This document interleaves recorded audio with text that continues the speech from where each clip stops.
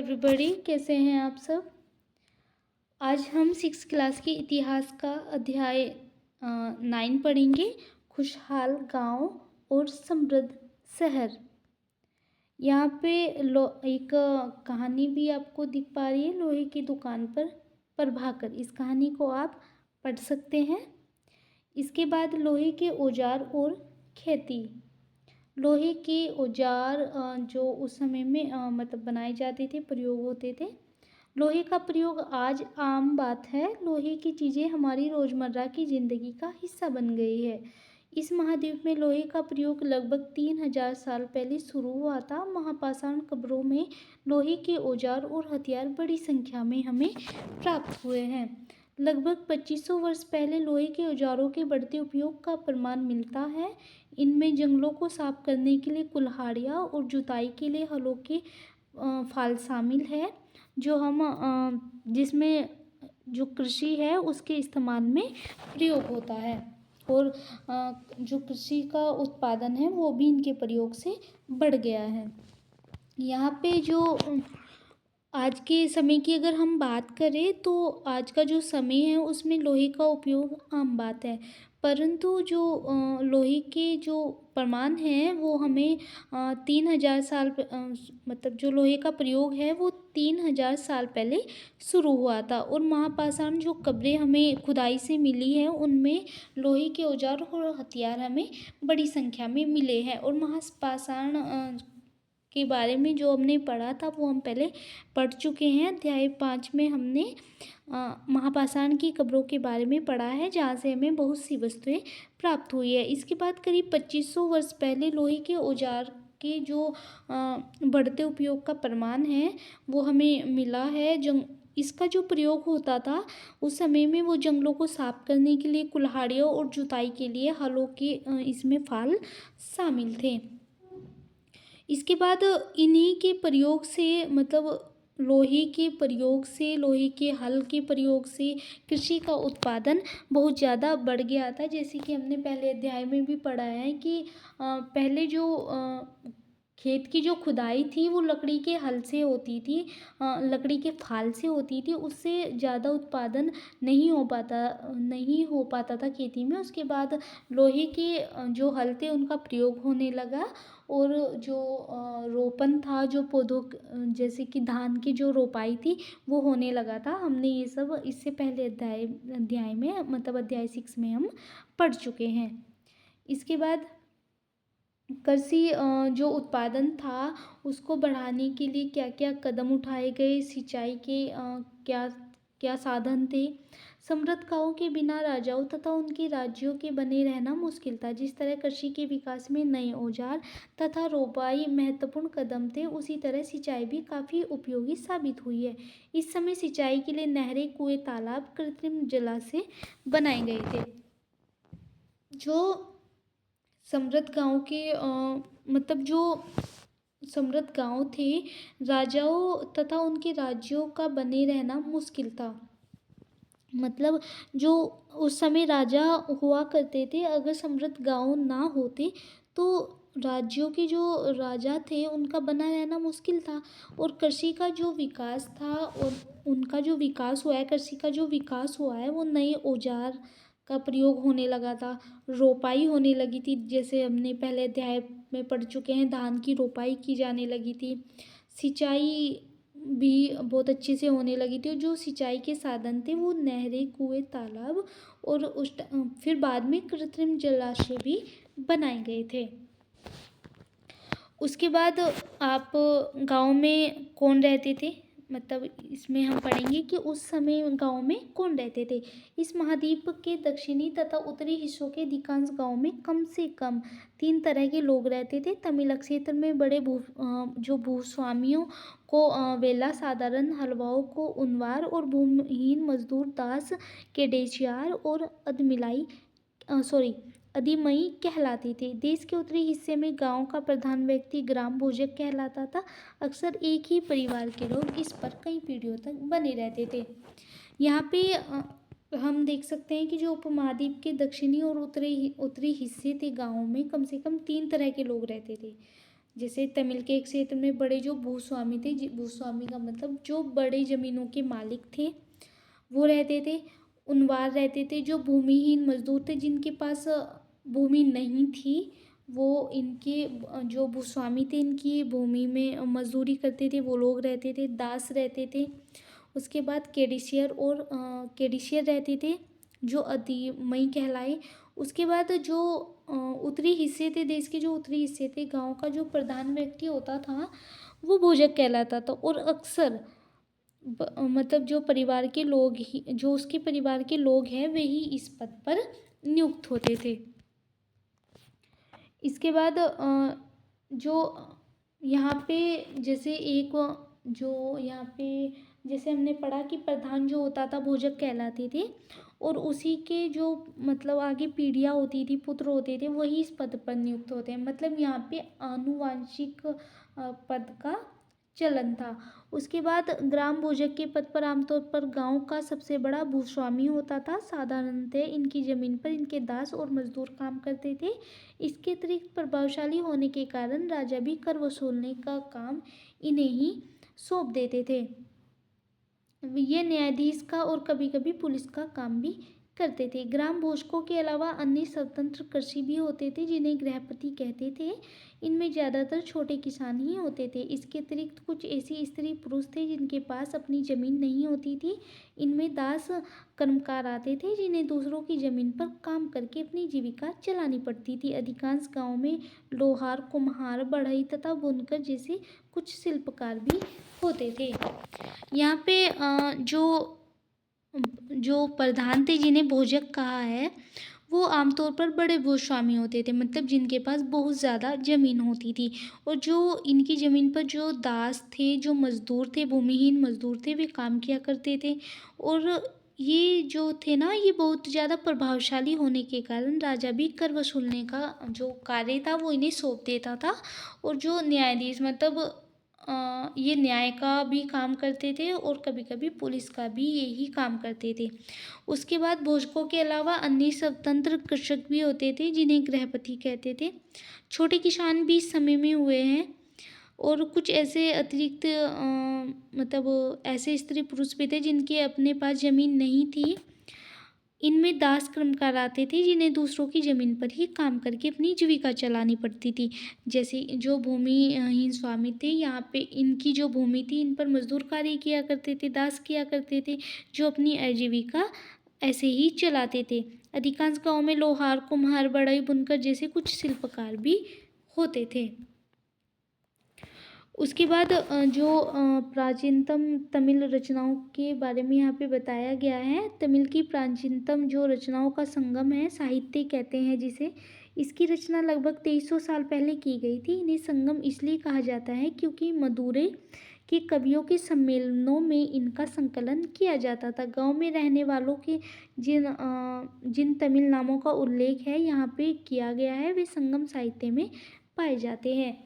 यहाँ पे जो तमिल की रचनाएं हैं वो संगम साहित्य, जिसे संगम साहित्य कहते हैं, इसकी रचना लगभग 2300 साल पहले की गई थी।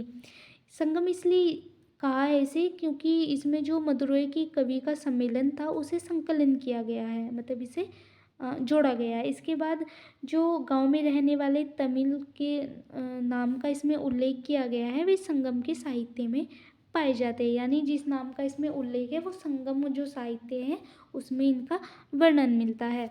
उसके बाद नगर क्या कहते हैं, कहानियाँ, यात्रा, विवरण, मूर्तिकलाएं और पुरातत्व क्या बताते हैं।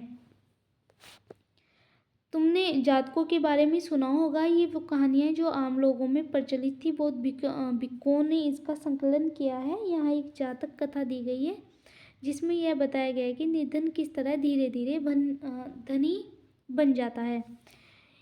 इसमें यहाँ पे जो मूर्तिकला, पुरातत्व था उसका वर्णन है। और जातक के बारे में इसमें बताया गया है। जो बौद्ध भिक्खु थे वे धीरे धीरे इसमें बौद्ध भिक्खुओं की कथा भी दी गई है। और जो छोटे जो निर्धन लोग थे वे धनी कैसे बन गए। तो यहाँ पे एक कहानी यहाँ पे आप एक कहानी देख सकते हैं। ये एक निर्धन व्यक्ति की कहानी की चतुराई की कहानी है। ये आप पढ़ सकते हैं बाद में। इसके बाद आप देख पा रहे हैं ये कुछ चित्र आपको दिख रहे हैं।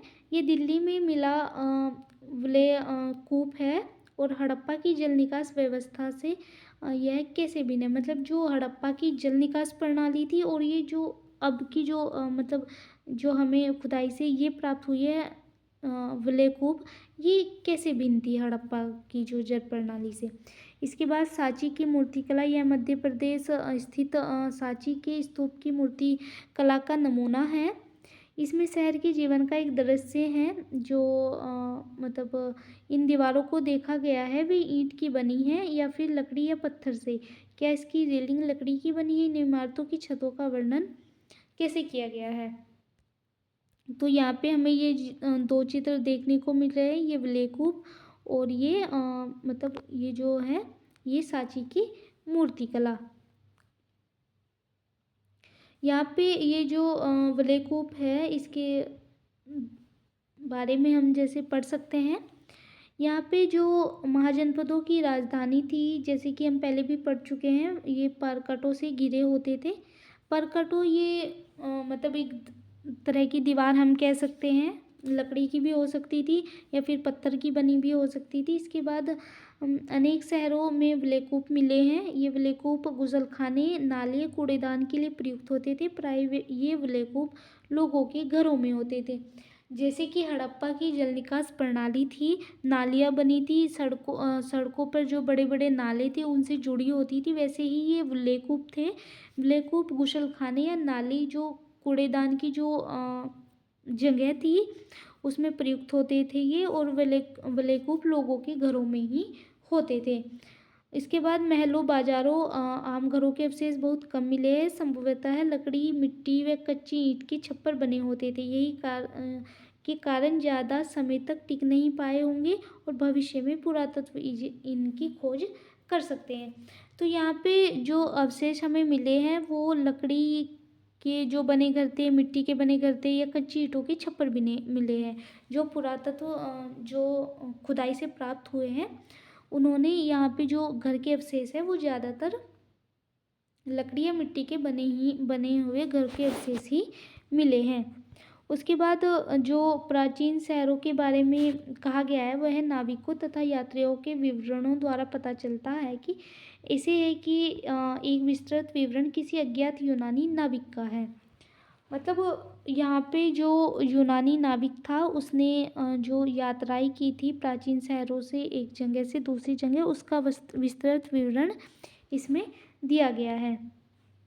ये एक बेरीगाजा भरूच यूनानी नाम का एक मतलब कह सकते हैं कि नाविक था जो मतलब नाव चलाता था। उसका विवरण इसमें है, जैसे कि बेरीगाजा की संकरी खाड़ी में समुद्र से आने वाले नावों का चल पाना बहुत मुश्किल होता था। राजा के द्वारा नियुक्त कुशल और अनुभवी स्थानीय मछुआरे ही यहाँ जहाज ला सकते थे। बेरीगाजा में शराब, तांबा, टीन, सीसा, मूंगा, पुखराज, कपड़े, सोने चांदी के सिक्कों का आयात होता था। हिमालय की जड़ी बूटियां, हाथी दांत, गोमेद, कार्निलियन, सूती कपड़ा, रेशम तथा इत्र यहाँ से निर्यात किया जाता था। राजा के लिए व्यापारी विशेष उपहार लाते थे।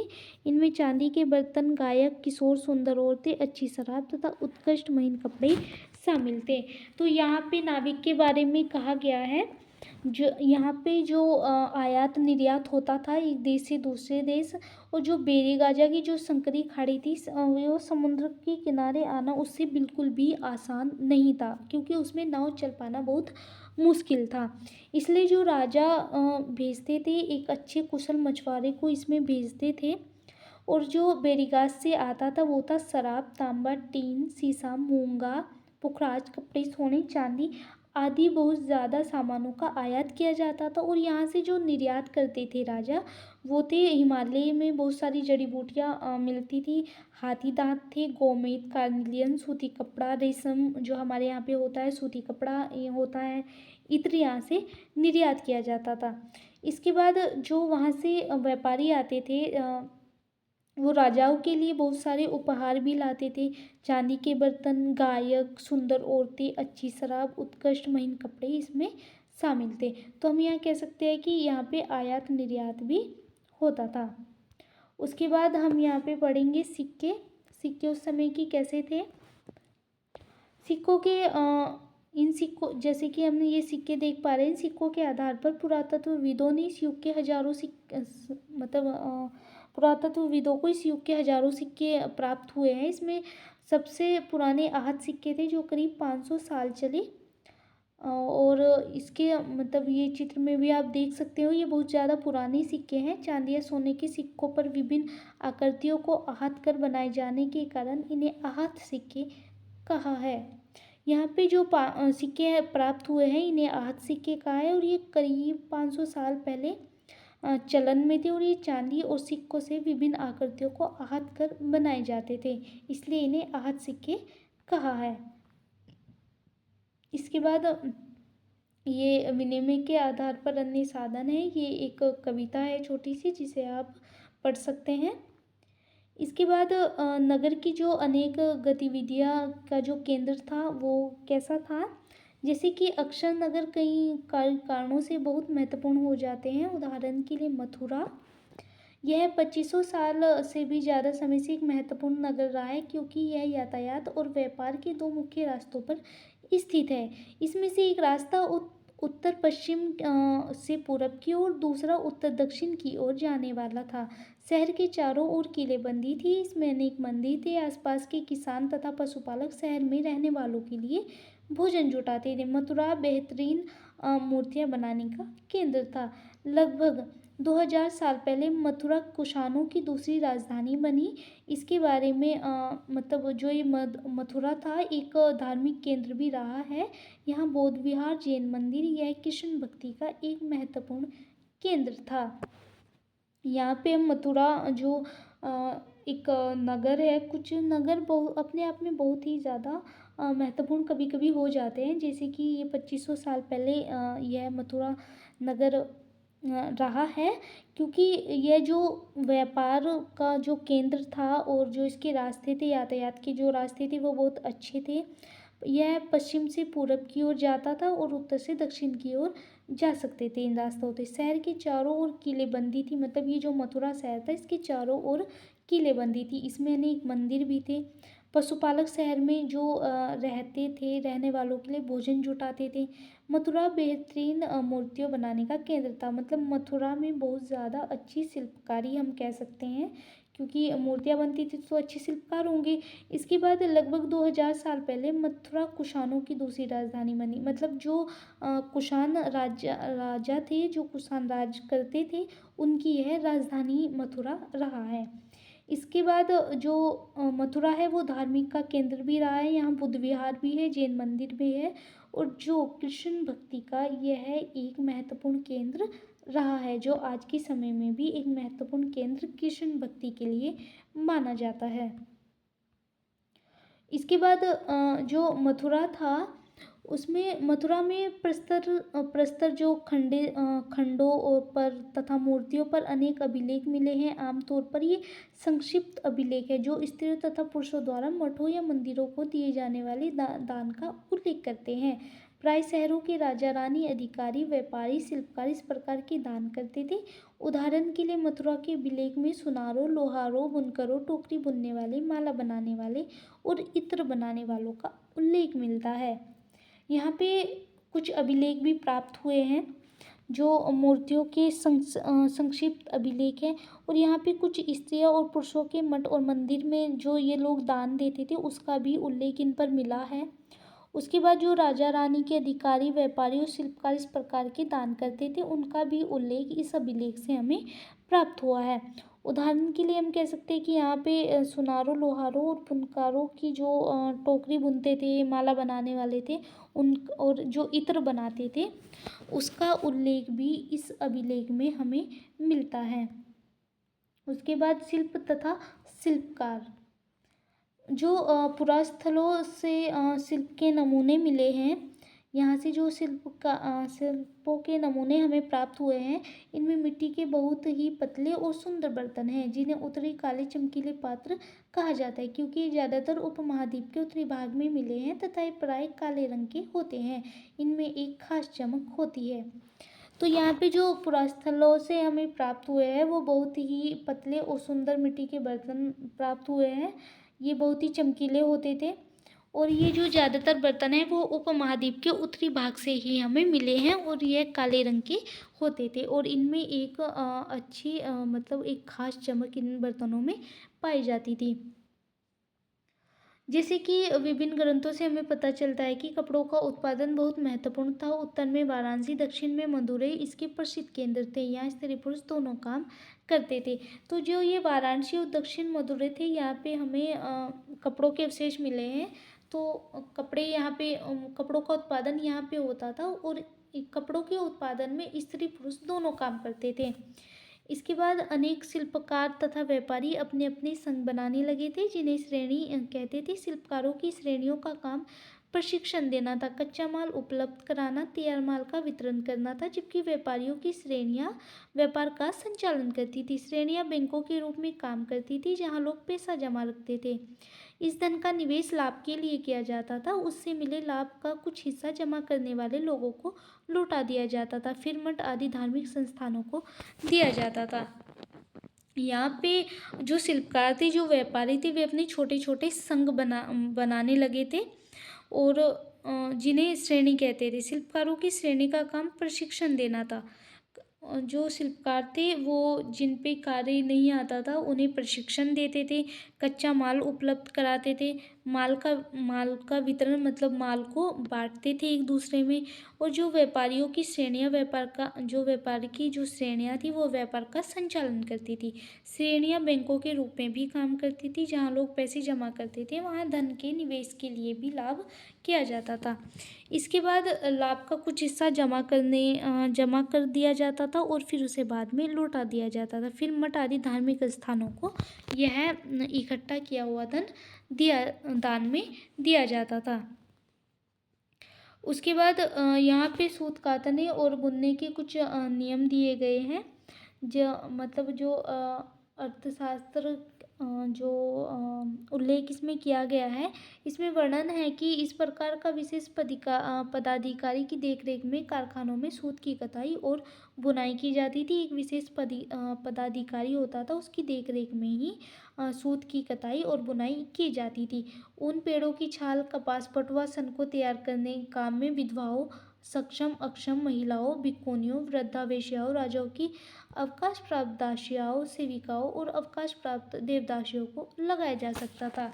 इसमें ज़्यादातर जो कार्य करती थी वो महिलाएं होती थी। इसमें जो विधवा हो जाया करती थी, जो सक्षम नहीं थी, जो अक्षम मतलब महिलाएं थी, भिक्खुनियाँ थी, वृद्धा वेश्या थी मतलब वृद्धा बूढ़ी उम्र की थी, वेश्या थी, राजा की अवकाश प्राप्त दासियाँ थी, अवकाश प्राप्त देवदासियाँ थी, उन्हें इस कार्य में लगाया जाता था। इन्हें इनके काम की और गुणवत्ता के अनुसार पारिश्रमिक देना चाहिए। जिन महिलाओं को बाहर निकालने की अनुमति नहीं है, वे अपनी दासियों को बेचकर कच्चे माल को मंगवा सकती और फिर तैयार माल उन्हें भिजवा सकती थी। यहाँ पे जो गुणवत्ता के अनुसार पारिश्रमिक मतलब अपना कार्य देना होता था। जिन महिलाओं को बाहर निकलने की अनुमति नहीं थी, वो दासियों को बेचकर कच्चा माल मंगवा लेती थी और फिर माल को बनाकर तैयार करके वापस भिजवा देती थी। और जो औरतें थी वो कारखाने जा सकती थी, उन्हें अपना माल कारखाने में तड़के ले जाना पड़ता था, जहाँ उन्हें पारिश्रमिक मिलता था। इस समय माल को अच्छी तरह जांचने के लिए रोशनी रहती थी। अगर निरीक्षक उस औरत की तरफ देखता था तो इधर उधर की बातें करता था, तो उसे सज़ा मिलनी चाहिए। अगर औरत ने अपना काम पूरा नहीं किया तो उसे जुर्माना देना होगा। इसके लिए उसका अंगूठा भी काट दिया जाता था। तो यहाँ पे जो कारखानों में जो स्त्रियाँ कार्य करती थी, उन्हें अपने मतलब जितना भी कार्य करती थी उसके अनुसार ही जो नियम थे इन पर, उसके अनुसार ही इन्हें कार्य करना होता था, अपना काम समय पर पूरा करना होता था। और अगर ये समय पर काम नहीं करती थी तो इन्हें सज़ा भी दी जाती थी और इन्हें जुर्माना भी लगा दिया जाता था। कभी कभी इनका अंगूठा भी काट दिया जाता था। तो जो सूत काटने के उस समय के नियम हैं, वो ये नियम इसमें बताए गए हैं कि उस समय सूत काटने के क्या क्या नियम थे। तो हमने ये नियम पढ़े। इसके बाद आप देख सकते हैं जो आरिकामेडु है, आरिकामेडु पादुचेरी में है। रोम के बारे में इसमें जो लगभग 2200 से 1900 साल पहले आरिकामेडु का पत्तन था। यहाँ दूर दूर से आए जहाज़ों से सामान उतारी जाती थी। यहाँ ईंटों से बने एक ढांचा मिला है जो संभवतः गोदाम रहा है। यह भूमध्य सागरीय क्षेत्र के एम्फोरा जैसे पात्र मिले हैं। इनमें शराब या तेल जैसे तरल पदार्थ रखे जा सकते थे। इनमें दोनों तरफ से पकड़ने के लिए हत्थे लगे हैं। साथ ही यहाँ एरेटाइन जैसे मोहर लगे लाल चमकदार बर्तन भी मिले हैं। इन्हें इटली के एक शहर के नाम पर एरेटाइन पात्र के नाम से जाना जाता है। इसे मोहर लगे सांचे पर गीली चिकनी मिट्टी को दबाकर बनाया जाता था। तो यहाँ पे जो आरिकामेडु है, यह एक पत्तन था और दूर दूर से आए जहाज़ों के सामान यहाँ पे उतारे जाते थे। पत्तन का मतलब है बंदरगाह, हम कह सकते हैं। जैसे कलकत्ता बंदरगाह या वहाँ पर जहाज आके रुकते हैं, वैसे तब भी एक ये आरिकामाडु एक पत्तन था। यहाँ पे जहाज अपने सामान उतारे जाते थे।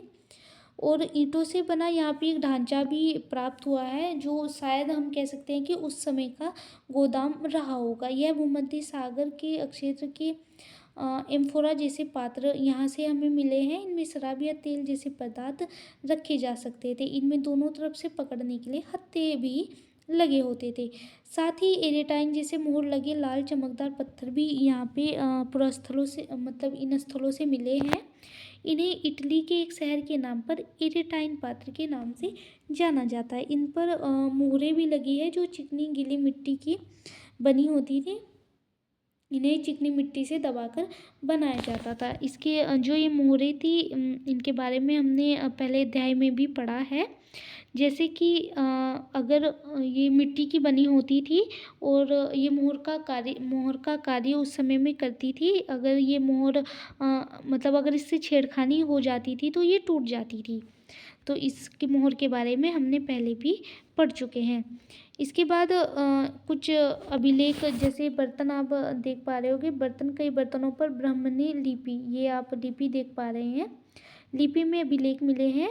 प्रारंभ में तमिल भाषा के लिए इसी लिपि का प्रयोग किया जाता था, इसलिए इसे तमिल ब्राह्मणी लिपि अभिलेख भी कहा है।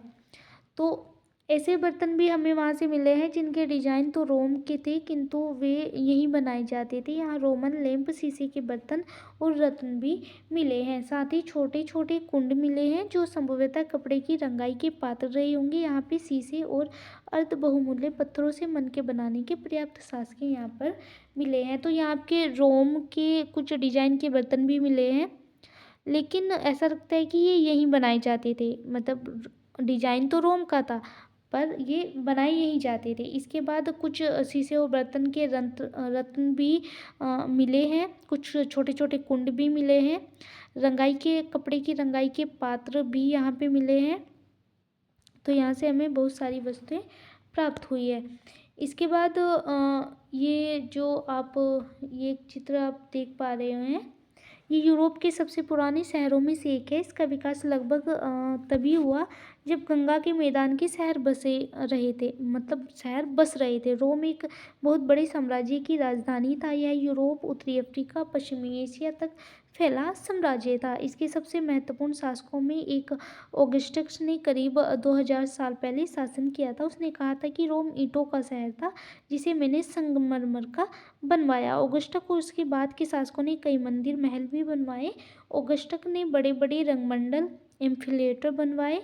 इनमें चारों तरफ दर्शकों के बैठने की सीढ़ीनुमा जगह होती थी। यहाँ लोग विभिन्न प्रकार के कार्यक्रम देख सकते थे। उन्होंने स्नानागार भी बनवाए जहाँ स्त्री और पुरुषों के लिए अलग अलग समय निर्धारित थे। यहाँ लोग एक दूसरे से मिलते थे। तो यहाँ पे जो ये वर्णन है ये रोम के बारे में बताया गया है। रोम एक बहुत बड़ा साम्राज्य था और रोम एक मतलब कह सकते हैं कि एक बहुत बड़े साम्राज्य की राजधानी थी। इसके बाद जो ये बस रहा होगा, इसका विकास तब माना जा सकता है कि जब यहाँ पे गंगा के मैदान के क्षेत्रों में शहर बस रहे थे। इसके बाद यहाँ पे एक जो महत्वपूर्ण राजा इसके रहे, शासक रहे हैं, वो ऑगस्टस रहे हैं, जिन्होंने 2000 साल पहले शासन किया था। उन्होंने मतलब बोला है कि यहाँ पे जो ये रोम शहर था, ये ईंटों से बना था, जिसे मैंने संगमरमर से बनवाया है। यहाँ पे शासकों ने कई मंदिर और महल भी बनवाए हैं, और सीढ़ीनुमा कुछ जगहें भी यहाँ पे बैठने के लिए बनवाई गई थी इस शासक के द्वारा। स्नानघर भी बनवाए गए हैं स्त्रियों और पुरुषों के नहाने के लिए। और यहाँ पे लोग एक दूसरे से मिलते थे, आराम करते थे।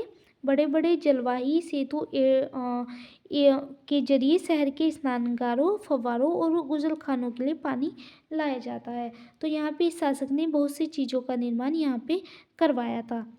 इसके बाद ये कुछ उपयोगी शब्द है जो हमने इस अध्याय में पढ़े हैं। लोहा, गांव, सिंचाई, संगम नगर, विलेखुप, पत्तन, श्रेणी।